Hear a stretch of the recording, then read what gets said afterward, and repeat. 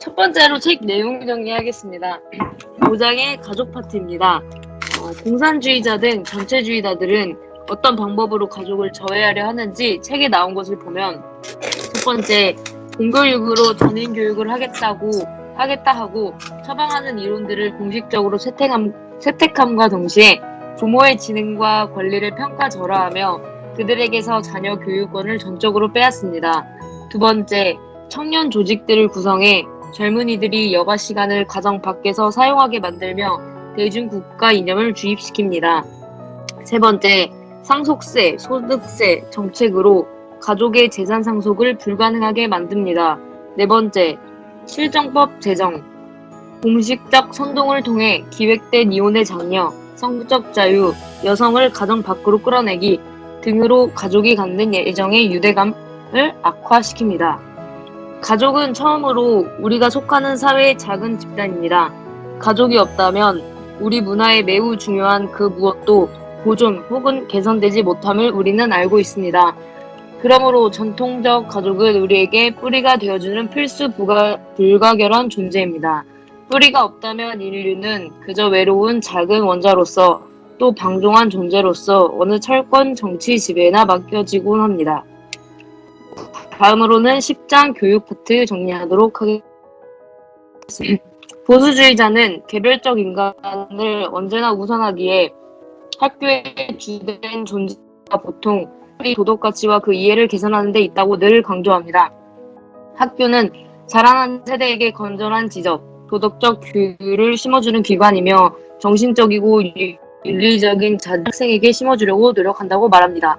그러나 근대의 급진주의자는 보수주의자와 반대로 학교는 권력의 도구이며 급진주의자가 좋은 사회법 개념, 젊은이에게 주입하는 수단으로 여기며 개별이 아닌 사회에 봉사하려고 존재하는 기관으로 일반 개인과 그 이성에 거의 아무런 관심을 두지 않습니다.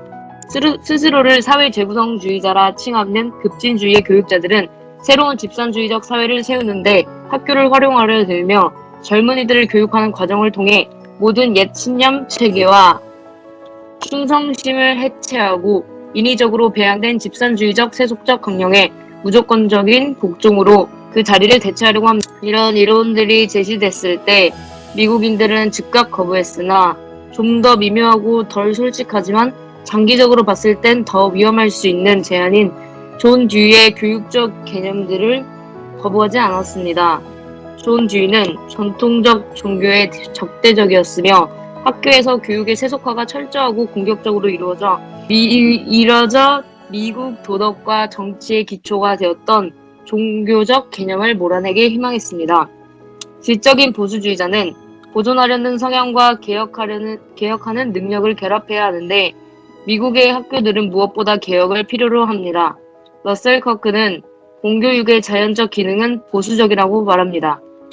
공교육은 조상들이 밝혀주는 지혜의 불빛으로 우리 자신을 안내하게끔 가르쳐주는 정규 과목을 통해 과거에 발전하고 쓰고 생각했던 내용 중 최고만을 보존해 나가려는 노력이기 때문입니다. 그러므로 가장 시급하게 필요한 보수적 개혁 과업 중 하나가 교육에서 명예로운 과목들을 회복시키는 일이라고 말합니다. 이상 10장 교육 파트 정리를 마무리합니다. 이제 마지막으로 공화국 파트를 정리하자면 공화국은 미국 보수주의의 사상의 핵심입니다. 이 공화국은 단순히 다수에 의한 지배가 아닌 자유주의, 입헌주의, 공화주의를 기초로 하여 세워진 자유대의민주주의를 담고 있는 국가입니다. 일반적 의지와 절대적 평등이라는 허상으로 모든 시민을 예속하는 집산 국가와 달리 공화국은 시민을 예속하지 아니하고 도리어 시민의 자유를 보장하며 민심이 곧 천심이라는 오류에 빠지지 아니하며 우매한 다수의 이름으로 시민의 자유를 억압하는 것을 견제하는 안정장치가 바로 올바른 공화국의 특성입니다. 공화국이 수호하고자 하는 자유는 프랑스 혁명에서 사용된 전통과 종교적 믿음, 의무에서의 해방을 의미하지 않습니다. 오히려 공화국이 수호하고자 하는 자유는 질서와 반대되는 것이 아닌 질서 없이 자유 없고 자유 없이 질서 없는 쌍무적 관계를 형성하는 것입니다.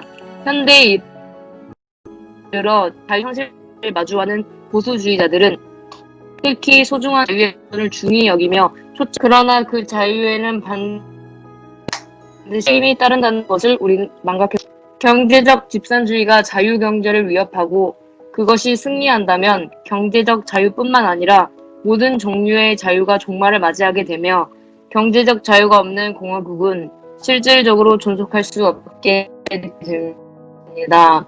이 자유는 지적 자유, 대의 정부, 개인의 자유의 보존을 위해 반드시 필요합니다. 경제가 필요한 이유로 첫째는 자유를 향유하기 위해서는 생계의 문제도 누군가에게 예속되지 아니하여 생계의 결정을 남이 대신해주는 사람은 시민이 아닌 노예에 불과합니다. 대신 결정해주는 존재가 국가인 경우 그 사람은 국가에 예속된 노예가 되는 것이고 민주적 국가 역시 불완전한 문간에 의해 통치되기 때문에 국민의 생계를 대신 결정하여 실질적으로 국민을 예속하는 국가에서는 시민의 자유가 억압되고 공화국은 자유경제가 필요한 이유로 둘째는 집산주의 경제체제에서는 책임있는 행동을 요구하는 요인들이 소멸하기 때문입니다. 인간은 이기적인 존재이기 때문에 집산주의의 경제체제와 승진, 연봉 인상, 부의 획득 등을 유인책이 소멸할 경우 공화국을 유지하는 시민의 책임의식은 소멸하게 됩니다.